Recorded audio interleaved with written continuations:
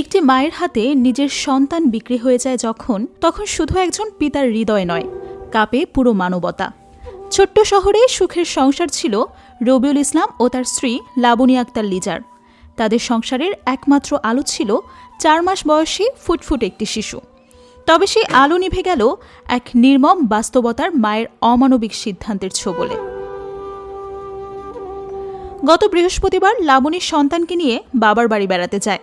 স্বামী রবিউল ভেবেছিলেন কিছুদিনের মধ্যেই স্ত্রী সন্তান ফিরে আসবে, কিন্তু কয়েকদিন পর স্ত্রীকে বাড়ি ফিরতে বললে সে জানিয়ে দেয় সে আর ফিরবে না। স্ত্রীর কথায় সন্দেহে পড়ে দেখা করতে চায় স্ত্রীর সাথে, তবে ধনবাড়ি মেলায় দেখা হবে বলে জানান স্ত্রী লাবণী। নির্ধারিত দিনে ধনবাড়ির জনসমুদ্রে পৌঁছায় রবিউল। তখন ঘটে চমকপ্রদ এক স্বীকারোক্তি।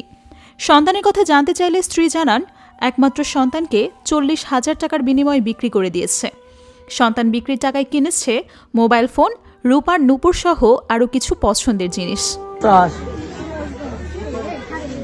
কোন জায়গায় বিক্রি করছস? হ্যাঁ, জোরে কর। হ্যাঁ, তাগর নাম ঠিকানা জানাস? হ্যাঁ হ্যাঁ, জোরে কর। কার মাধ্যমে বেচছস? হ্যাঁ, টিয়াল খাই?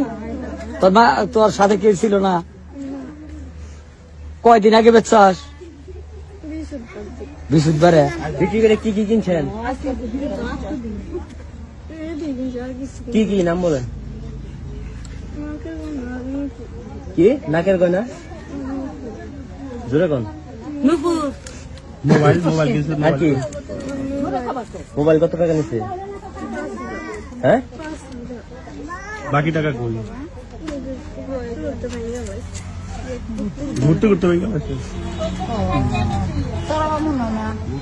নগদ পাওয়া গেছে 1460 টাকা, 40,000 মতো। তাহলে বেচছে তুই একাই বেচছস? তুই একাই ওই লোক খুঁজ পাইলি কেমনে?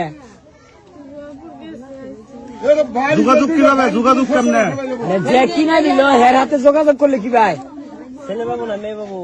ছেলে বাবু। কয় মাস বয়স? 4 মাস বয়স।